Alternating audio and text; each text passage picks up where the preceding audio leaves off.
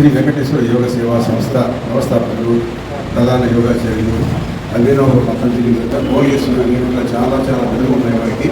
Doctor Shri Venkateswara గురించి పాల్గొన్న నమస్కారాలు.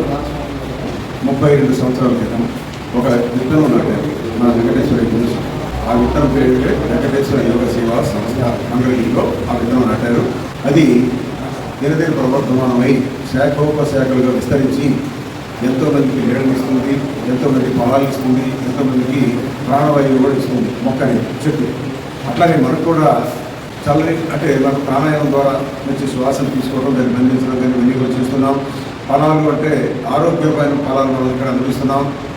ఈ విధంగా ఈ చెట్టు ఒక వనంలా తయారైంది. ఒక చెట్టుతో ఆరలేదు, వనంలా తయారైంది, విస్తరించింది, శాఖోపశాఖలుగా విస్తరించి ఒక జిల్లా కాక ఇంకా కొన్ని జిల్లాలు, ఇతర దేశాలకు కూడా ఇది వ్యాపించిందన్నమాట. ముఖ్యంగా మరింత గొప్ప సేవా సంస్థని ఏర్పాటు చేసిన వెంకటేశ్వర గురుజీకి చాలా అభినందనలు.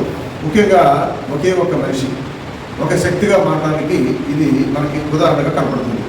ఒక్కరే అనారోగ్యవంతులుగా యోగా నేర్చుకుని ఆరోగ్యవంతులై వారి గురువు గారికి ఇచ్చిన మాట ప్రకారం గురుదక్షిణగా భావించుకుని ఆ మాట ప్రకారం ఈ వెంకటేశ్వర వారు ఎంఏ గోల్డ్ మెడలిస్ట్ ఇవన్నీ కూడా సాధించిన తర్వాత గురువు గారికి ఇచ్చిన మాటను గుర్తు చేసుకొని శ్రీ వెంకటేశ్వర యోగ సేవా కేంద్రం అనే సంస్థని మంగళగిరిలో సికే బాబు కాలేజీలో మొట్టమొదటిగా స్టార్ట్ చేశారు. ఇక అయితే మొదటగా పెద్దగా దీని మీద అవగాహన లేదు జనాభాకి ఎవరికి కూడా.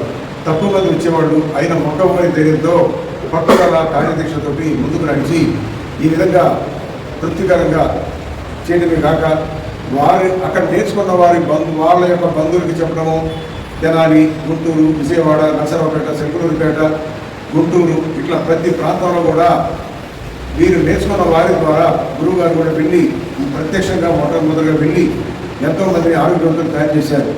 మరి వారొక్కరే ఎంతోమందికి నేర్పడం జరిగింది. కానీ మన వెంకటేశ్వర యోగ గురించి శ్రీకృష్ణ పరమాత్మ అయితే కాదు, ఎందుకంటే అన్ని చోట్ల ఒకే టైంలో ప్రత్యక్షం ఉంటాయి. అందుకే ఒకటి ఆలోచించారు, నేను ఒక్కరినైతే ఇంతమందికి న్యాయం చేయడం కష్టం కాబట్టి నా ద్వారా ఎవరైతే బాగా నేర్చుకున్నారో వాళ్ళు బాగా అవగాహన ఉన్నారో వాళ్ళు తరిపించేసి గురువులుగా ట్రైనింగ్ ఇచ్చేసి ఇంకా ముందుకు ఈ సంస్థను ముందుకు నడిపించవచ్చని ఒక ఆలోచన రావడము. మరి ఆ విధంగా వచ్చిన ఆలోచనని అమలుపరిచారు. మొట్టమొదటిగా కొంతమంది గురువులు, ఆ తర్వాత ఎక్కువ మంది గురువులు, తర్వాత ఇప్పుడు ఈ సంస్థలో 50 మంది గురువులు ఎన్నో ప్రాంతాల్లో గురువు గారు అంత గొప్పగా చెప్పారు. ఏదో కొంత ఈ సంస్థని ముందుకు నడిపించడంలో వారి ప్రతిభా పాఠాలు కూడా దీంట్లో కనపడుతున్నాయి.